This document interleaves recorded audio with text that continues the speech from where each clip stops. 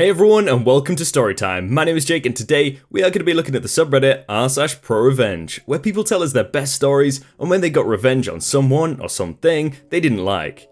If you're new around here, please do hit subscribe down below so that you never miss out on another video. But for now, let's sit back, relax and enjoy some pro-revenge stories. Project partners tried to screw me over, but I got a lot of money instead.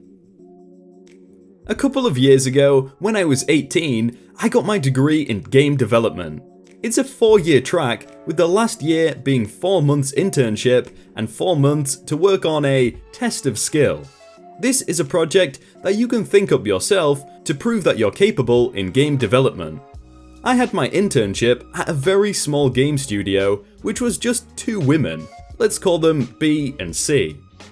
Just put word after it.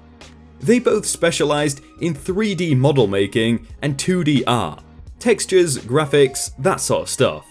Neither of them was a programmer, so they got interns to program stuff for them. I was kinda disappointed as I had no experienced programmer to learn from or to guide me. But this was my only option since I started looking for an internship too late. B and C were kind of abusive and condescending in their language use. I didn't stand up for myself much. I was always a fat nerd and had no self-confidence coming out of high school or college. What was cool is that they were located in an incubator, which is like a large office building that rents desks for €50 a month instead of floors. Great for startups and single-person companies. As a cherry on top, it was also an incubator that specialized in game companies. So, lots of contacts and opportunities to meet people in the industry. I had fun there, at first. They already started on a project and I asked them what system they wanted me to make, like inventory, menus, or gameplay elements. They had an idea of what they wanted. It was a game for kids that used augmented reality. AR is quite difficult to make, and they didn't want to use APIs from companies that already had made the AR system because that would cost too much money. So, for 3 out of the 4 months I was there, I built my own AR system. It was really tough and I had no help, other than Stack Overflow, because the other devs there had their own stuff to work on. The best way to learn programming is to be good with Google and just jump into the deep end and figure it all out. After I finished the augmented reality system, that worked with the 2D image recognition, perfect for what they wanted. But it turned out they didn't have a game design document, which is a plan of sorts of the stuff you want in your game. They also didn't have a to-do wall or anything. So I spent my last month making inventory systems and stuff that was always not the way they wanted after all. They just said we needed an inventory system, but didn't know what it all had to do. So basically, my time was wasted there. Skip forward 5 months. I got my degree and decided I wanted to check out the industry some more. I got all my savings out and decided I could spend a year making games and maybe it would lead to something. So I rented a desk at the incubator and thought about what game I was going to make. B and C believed that if you are technical, you're not creative. They saw programmers like tools used to achieve their vision. 2 things annoying about that. 1, just because I like programming doesn't mean I'm incapable of imagining worlds and stories. And 2, game developers and game designers need each other. 2 disciplinaries of equal importance that make a game work. So this is what happened when they approached me. Hey OP, are you busy? I'm just thinking of what kind of game I want to make. C, come over, he's not busy. Hi OP, could you help us out with something? Yeah, sure, what can I do for you? We need you to make a menu for Unity, the engine I was working in, for the AR system you made. Now, I'll admit, the augmented reality system was not the easiest to work with. It had a lot of settings and a series of steps needed to make it work with an image. And they wanted me to simplify it, even though I had made an extensive manual on how to make it work. But I learned so much in those 8 months and was positive I could improve the system a lot. Which was good because the current code belonged to them. But I could use the same architecture of code and rework it to make mine. Yeah, alright. I guess I could rework the system and make it more user-friendly. Nice. Let us know when you're finished. I spent about a month making my augmented reality system better, and the finished system shared only 10% of the code with the old system. When I was finished, I told them and showed it off.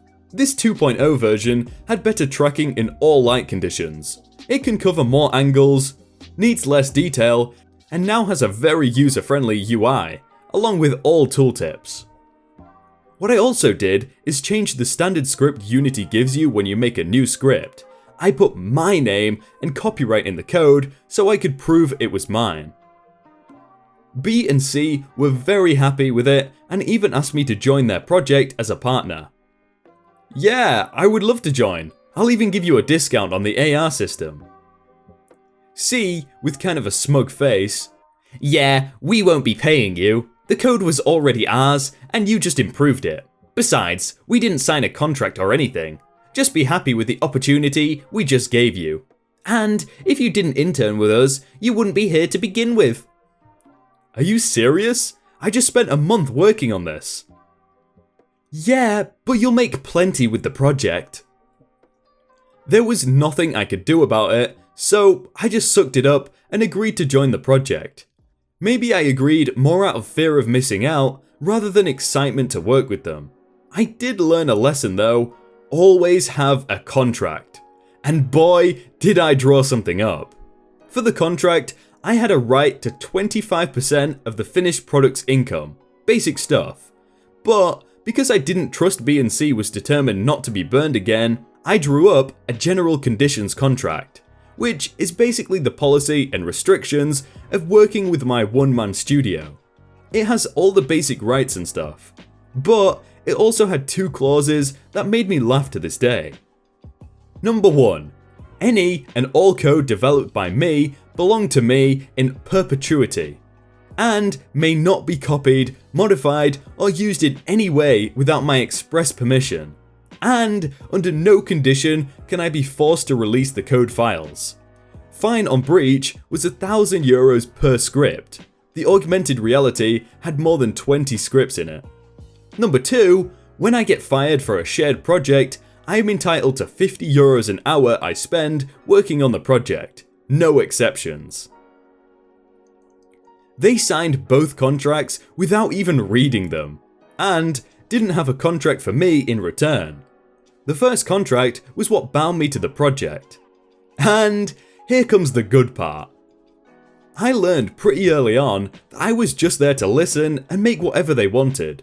They did not want my input on anything, even if they had a dumb, impractical, or just impossible ideas about what the game should have.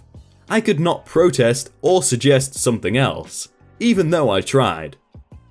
Fast forward 6 months. It's winter now, and the project is just not going very well. I constantly have to revisit finished components because they want more functionality in them. I was not happy and went over to their desks to complain and demand a final document I could work off of. It's called feature creep, and a real game developer should know how to deal with that. It's not alright. I am wasting my time because you two can't make up your minds and get a final idea in your heads. B and C dismissed me and later sent me an email saying, "Dearest OP, we regret to inform you that our partnership is not working out and we have decided to let you go from the project. We hope there aren't any hard feelings." I was quite angry, but I remembered the clauses, so at least I would get paid a lot of money. I went over to their desks with the meanest grin on my face. "Hey guys, I read your email. That sucks, but I understand. We have different creative ideas and we're just not on the same page." "We're so happy you understand. Are you sure there are no hard feelings?" "No, not at all. I learned a lot and had fun. I can recycle the components to make other games. Just remember, you can't do anything similar to our game."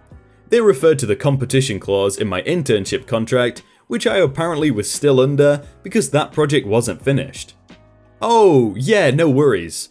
I got something else in mind." After which, I returned to my desk and sent them an invoice of 26 weeks, 40 hours a week, for €50 an hour on the project with my log to back it up. Total cost? €52,000. Around $60,000 at the time. They freaked out. They had nowhere near this kind of money, as they were both working second jobs and were both saving up wanting to start a family with their boyfriends. "There is no way we're paying this much. We understand some compensation is warranted, but this is too much.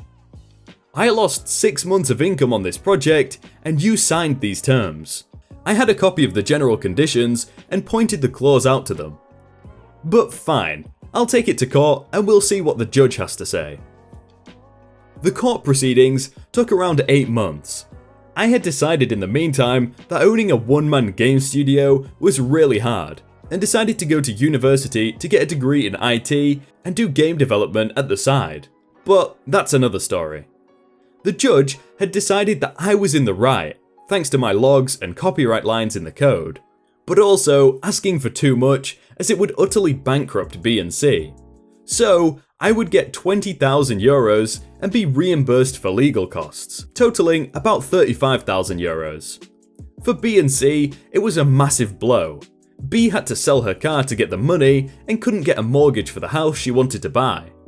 They also had to use home offices as the others working at the incubator wouldn't even talk with them anymore, since I made sure everyone there knew what happened and how they tried to screw me over. I also told the entire story to my old teachers, and no interns would be coming to them from my old college. The last time I heard from them was a year or so later, asking me for the code I made on the project. A drive crapped out and they didn't have backups. This shows their level of professionalism. I laughed my butt off over the phone and pointed them to the number 1 clause of the general conditions. You can't claim the code, it's in the general conditions. You can't even be working with anything I made because you don't have my permission to use my code. If you did, you owe me another €20,000. Tell you what though, I'll sell it to you. Well, how much do you want? €52,000. A silence on the other side of the phone. Click. As of now, this studio is out of business and I am about to graduate next year with no study debt at all. I lost weight and have a lot more self-confidence. This story makes me feel powerful and good about myself. I stood up and got rewarded. Don't mess with the fat programming nerd. For some of that, I was kind of feeling bad for the two women that were working there, but then I realized they literally took 6 months of this guy's life, didn't pay him at all, and then tried to just let him off with no pay. So they definitely got what they deserved. Hey everyone, I hope you all had a really good day and that you enjoyed that video. If you want to check out some other videos, then click on screen right now or check out the playlist down below. If you enjoyed that video, then please do leave a like. And if you want to submit your own stories, then you can do so by joining the Discord in the top link in the description. But thank you so much for watching and I will see you very soon.